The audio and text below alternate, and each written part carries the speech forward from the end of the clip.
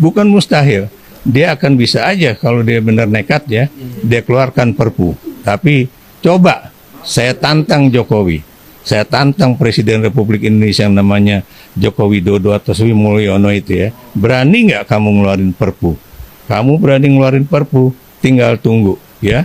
Pasti less than 24 hours pasti digeruduk yang namanya istana, dan kemudian terjadilah peristiwa 98. Apa itu yang dia inginkan ya? Apa kemudian dia juga senang selama ini dia melakukan divide et impera gitu kan, baik terhadap calon-calon presiden dengan calon presiden yang lain, atau kemudian calon pimpinan-pimpinan di sebuah partai politik seperti yang terjadi pada Golkar kemarin, juga PKB sama NU juga misalnya juga ya keramai juga ya, padahal sama-sama berbasis Nahdlatul Ulama gitu kan, mengadakan misalnya acara di Bali. Untung di Bali itu masih ada pecalang ya. Kalau enggak itu ya, kalau misalnya mereka nggak bisa bertahan di situ, pasti ramai. Maksud saya Banser NU mungkin diserbu itu sama pecalang gitu. Itu yang memang kita inginkan gitu kan. Senang kalau kemudian rakyat Indonesia itu berkonflik di tataran bawah ataupun tataran atas. DPR itu seperti kata Gus Dur dulu, udah seperti taman kanak-kanak aja, bahwa dia bukan Dewan Perwakilan Rakyat, dia Dewan Perwakilan Rezim gitu kan. Jadi apa artinya itu? Makanya ya jangan kaget kalau kemudian ya anak-anak mahasiswa, kalangan intelektual kampus, kalangan intelektual non kampus ya, kemudian kalangan aktivis HAM dan demokrasi ya, aktivis istilahnya itu bagaimana mempertahankan demokrasi kita dan sebagainya menyatu. Dan kamu pikir ada itu yang kemudian mereka dibayarin ataupun di koordinir? Nggak ada ya. Kami kemarin sepakat aja karena memang ada ancaman terhadap putusan MK itu, makanya kami yang tua-tua ya, yang dulu 98 juga ikut demonstrasi ya datengin MK, kita dukung supaya Mahkamah Konstitusi itu tetap pada putusannya ya, dan kemudian hakim-hakim konstitusi tidak mengubah ya putusannya sebagai akibat dari misalnya tekanan-tekanan politik atau ancaman-ancaman politik begitu. Jadi begini ya, kalau Anda tanya apakah ada dugaan atau tidak, jawaban saya itu sudah pasti, nggak perlu diduga-duga. Kenapa demikian ya?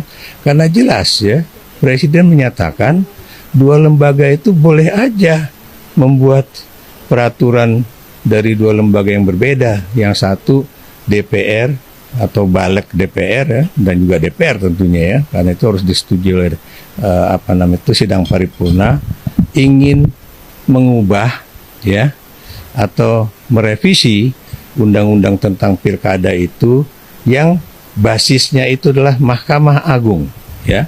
Yang Anda tahu di Mahkamah Agung itu kan dinyatakan bahwa seorang calon itu 30 tahun untuk menjadi calon gubernur, 30 tahun ya pada saat pelantikan. Ini yang kemudian saya bertanya pada Anda, kalau Anda mau jadi mahasiswa atau menjadi tentara atau polisi, emang kemudian disebutkan bahwa Anda nanti berumur misalnya 21 tahun setelah Anda selesai pendidikan dan latihan? Kan enggak, pasti berusia 18 sampai sekian tahun pada saat pendaftaran ya. Anda mau masukkan anak ke SD juga pasti pada saat pendaftaran misalnya berusia. Oke, halo teman-teman, kembali lagi bersama saya di channel ini. Salam NKRI harga mati. Teman-teman, dalam video ini bagaimana kita melihat sebuah edukasi yang disampaikan oleh Prof. Ikrar. Tentunya hal ini menjadi sebuah pemahaman bagi kita dalam menilai perjalanan politik 5 tahun ke depannya, dan juga evaluasi segala sesuatu yang terjadi dalam kepemimpinan Jokowi selama 10 tahun lamanya.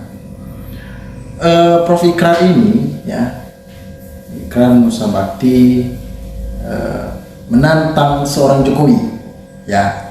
Tentunya ketika menantang itu adanya ketidaksepahaman ataupun tidak searah, sehingga adanya hal-hal seperti ini.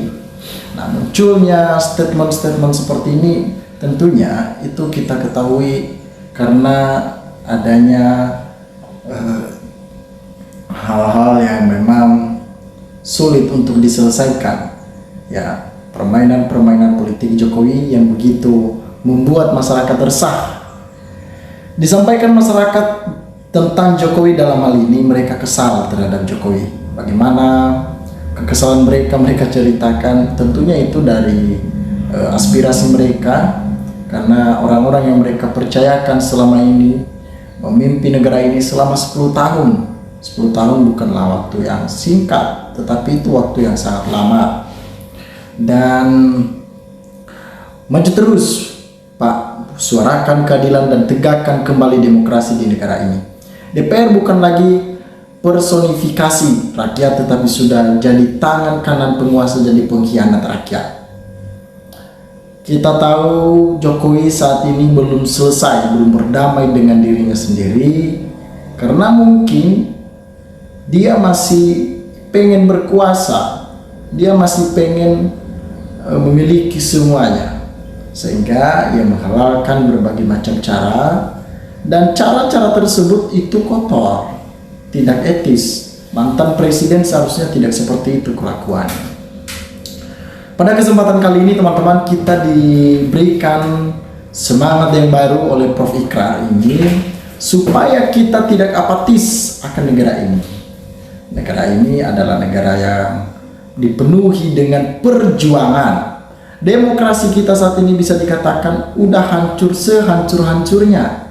Itu hancur karena tindakan-tindakan para pemimpin kita yang hanya memikirkan dirinya sendiri tanpa memikirkan kepentingan masyarakat. Lucu, hanya demi anaknya Gibran, ia berani mengkhianati berapa juta masyarakat yang ada di Indonesia ini. Bahkan orang-orang yang pernah mengangkat derajatnya Jokowi sehingga menjadi seorang presiden, dia berani mengkhianati hal tersebut juga. Kita akan bacakan beberapa tanggapan masyarakat. Bravo Bung Ikrar Nusa Bakti. Berani si Mulyono Joko Widodo berani buat dengan keluarkan Perpu rakyat mahasiswa pro demokrasi tahun 1997 ataupun 98 akan bergerak maju serentak. Coba analisis politik konflik dikaitkan pengelolaan tambang sebagai kekayaan negara untuk ormas-ormas yang dulu nggak terjadi. Makanya setiap pilpres jangan dipilih DPR dari partai manapun, percuma ada DPR tidak mewakili rakyat. Waktu masa jabatan masih 4 tahun saja, tidak bisa digoyang Pak. Apalagi tinggal 2 bulan nggak bisa Pak lengser. Bapak Profesor sudah punya titel tinggi dong, dandani sistem aturan undang-undang keadilan di negara ini dengan jujur dan adil. Apakah sanggup Bapak biar generasi anak bangsa ini pola pikir semua bertambah bijak dan tegas untuk menata masa depan ini lebih baik ke depannya? Tentunya itu hal-hal yang perlu kita pikirkan lagi. Bagaimana mencegah tindakan-tindakan si Mulyono ini, karena dia masih belum selesai dengan semuanya ini. Dia masih melakukan perlawanan. Musuh bebuyutan Mulyono yaitu PDI Perjuangan. Dia tetap melawan PDI Perjuangan, apalagi kader-kader PDI Perjuangan. Inilah orang yang terlalu nafsu berkuasa, membuat malapetaka sendiri kepada anaknya, sehingga kepemimpinan Gibran, dia tidak mendapatkan kesenangan di sana. Dia tidak mendapatkan sesuatu hal yang dia impikan di sana. Kenapa? Karena dari awal saja sudah melabrak konstitusi, sehingga semuanya itu membuat masyarakat menolak kedatangan Gibran. Bukan diapresiasi, bukan disambut, tapi ditolak.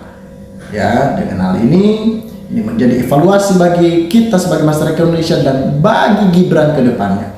Berhati-hatilah dan waspadalah dengan cara-cara keji, cara-cara yang licik untuk mendapatkan sesuatu itu tidak akan amanah. Teman-teman, silakan berikan tanggapan teman-teman di dalam kolom komentar ini. sehingga kita dapat bertukar pikiran antar satu dengan yang lain lewat kolom komentar ini. Terima kasih teman-teman. NKRI harga mati.